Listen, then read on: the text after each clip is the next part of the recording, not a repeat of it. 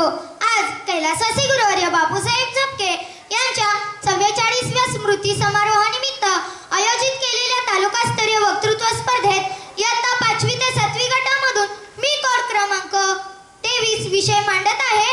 आई बाबा थोडा वेळ द्या, आई बाबा थोडा वेळ द्या.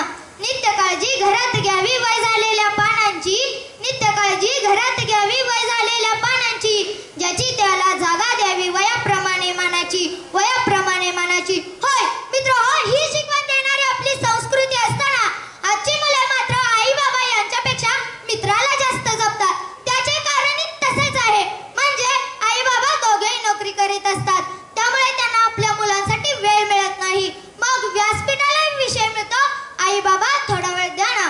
मित्र हो, मुले देवाघरची फुले आहेत. आजची लहान मुले भविष्यातील देशाचे आधारस्तंभ आहेत, परंतु या आधारस्तंभावर शिक्षणाची सक्ती, अभ्यासाची सक्ती, आरोग्यासाठी खेळाची, व्यायामाची सक्ती, संस्कार, प्रेम, माया, आदर, मान, सन्मान या गोष्टी शिकवण्यासाठी खऱ्या अर्थाने गरज आहे वडीलधाऱ्या माणसांची.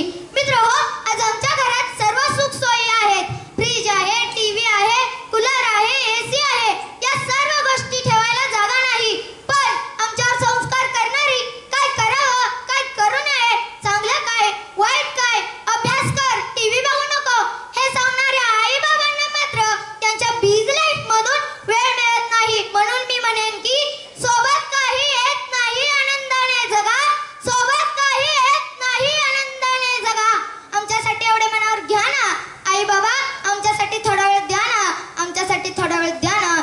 मित्र हो, आज आमच्या घरात तीन माणसं, त्यातली दोघं म्हणजे आई बाबा नोकरीनिमित्त बाहेर. घरात आल्यावर खेळायला कोणी नाही, भांडायला कोणी नाही, शाळेत अभ्यास, घरी अभ्यासच. घरात कोणी नाही म्हणून 1760 क्लास लावून ठेवलेले. 3 वेळेला पुरेल एवढा डबा दिला, क्लासला पैसे भरले की संपली आई बाबाची जबाबदारी. आई बाबा खरं सांगू तुम्हाला, आम्हाला खूप कपडे नकोत, क्लासही नकोत, पण आमचं ऐकून घेणारे, आमच्या चुका समजावून सांगणारे, प्रसंगी आम्हाला मानसिक धीर देणारे, आपलेसे वाटणारे आई बाबा हवेत आम्हाला. आमच्यासाठी वेळ देणारे आई बाबा हवेत आम्हाला. म्हणून मी म्हणेन की घर असावं घरासारखं, नकोत नुसत्या भिंती. घर असावं घरासारखं, नकोत नुसत्या भिंती. तिथे असावा प्रेम जिव्हाळा, नकोत नुसती नाती. आई बाबा तुम्ही समजून घ्या ना, आणि वेळ निघून जाण्याआधी आमच्यासाठी थोडा वेळ द्या ना, आमच्यासाठी थोडा वेळ द्या ना. अहो आई बाबा, आम्हा मुलांचं शारीरिक आरोग्य चांगलं राहावं यासाठी विविध खेळ, व्यायाम, योगासने यांचे महत्त्व तुम्ही आम्हाला सांगितले पाहिजे. नवे तर ते तुम्ही आमच्याकडून करवून घेतले पाहिजेत. घरातला नीटनेटकेपणा कसा असावा, आलेल्या पाहुण्यांचा पाहुणचार कसा करावा, स्वयंपाकघरातील सर्व कामे प्रसंगी स्वयंपाक कसा बनवावा याचे मार्गदर्शन आईने केले पाहिजे. व शेतीची मशागत कशी करावी, कोणते पीक कोणत्या हंगामात घ्यावे याचे मार्गदर्शन बाबांनी केले पाहिजे. एकंदरीत आम्हा मुलांवर संस्कार करण्याची जबाबदारी आई बाबांची आहे.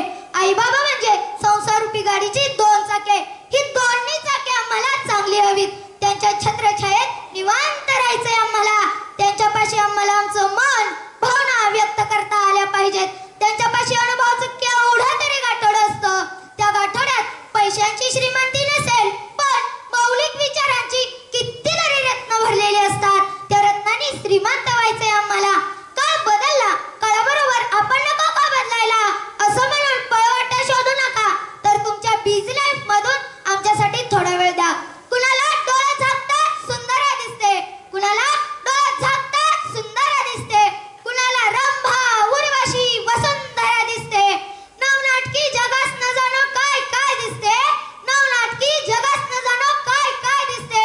मला मात्र डोळे झाकताच रडणारे माय बाप दिसतात, मला मात्र डोळे झाकताच रडणारे माय बाप दिसतात. मित्र हो, माझे आई बाबा दोघे आपापल्या नोकरीत व्यस्त, त्यामुळे लहानपणी मला पाळण्या घरात ठेवले आणि आता क्लासमध्ये.